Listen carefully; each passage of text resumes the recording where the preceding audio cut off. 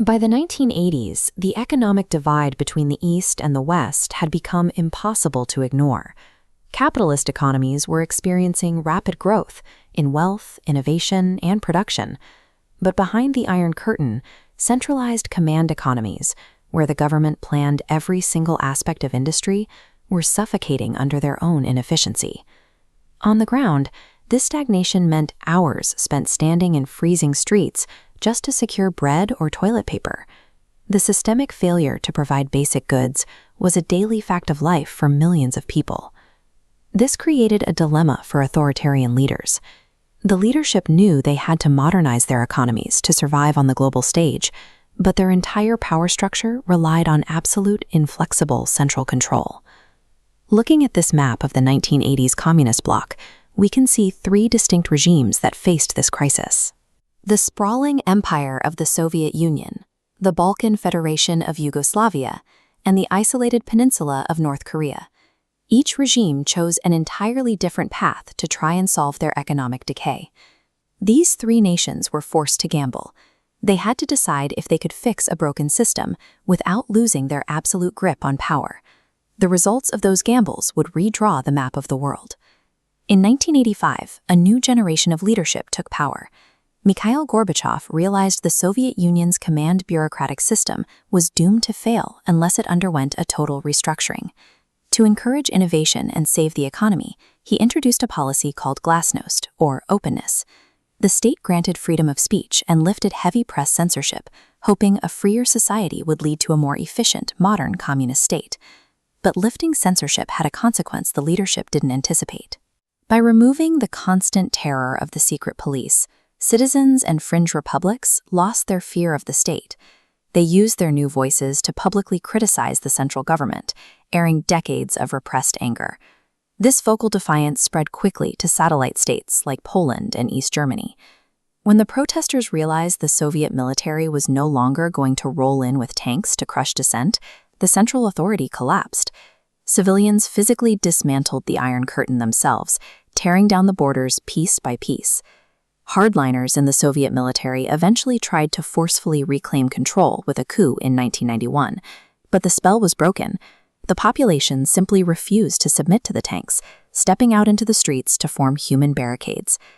By attempting to save the state through transparency and democratic reform, the Soviet Union directly authored its own peaceful, total dissolution. Yugoslavia tried to avoid Soviet-style stagnation with an alternative strategy. Instead of controlling everything from a single capital, they shifted economic power directly to their local republics, giving control of businesses to worker-managed boards. To keep their elected positions, worker boards constantly voted to raise their own salaries. Businesses ran out of cash to pay those wages, so they hiked up prices, triggering a cycle of hyperinflation.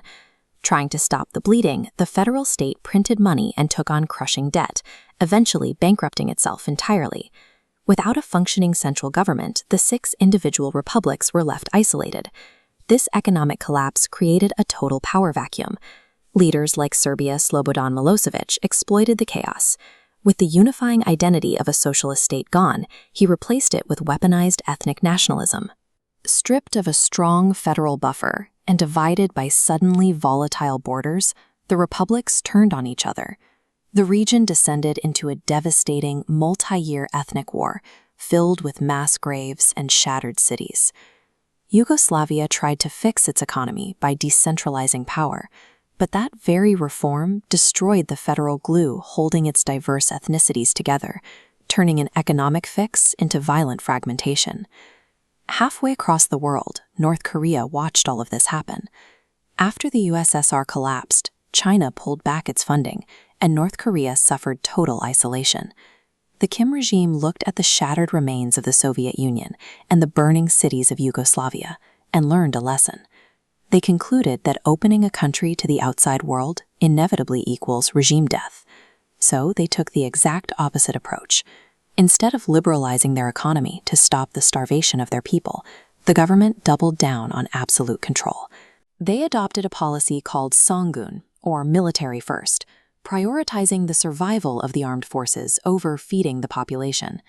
They secured the regime's existence by pouring their scarce resources into developing a nuclear arsenal, enforcing an absolute, impenetrable isolation from the global market. North Korea survived the Cold War vacuum by consciously rejecting reform. They proved that the only surefire way to maintain an authoritarian state in the modern era is through total, unyielding repression. Comparing the modern map of Europe to the 1980s reveals the scale of this collapse.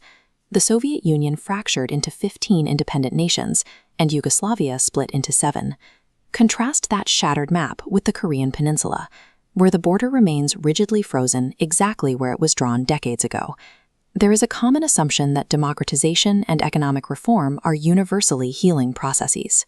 But when applied to dictatorships, those very reforms act like a virus to the structure of the state itself. The history of the late 20th century suggests a grim reality. To peacefully dismantle a state built on control is to risk its total destruction, and the regimes that endure are the ones willing to inflict any amount of suffering on their people to stay in power.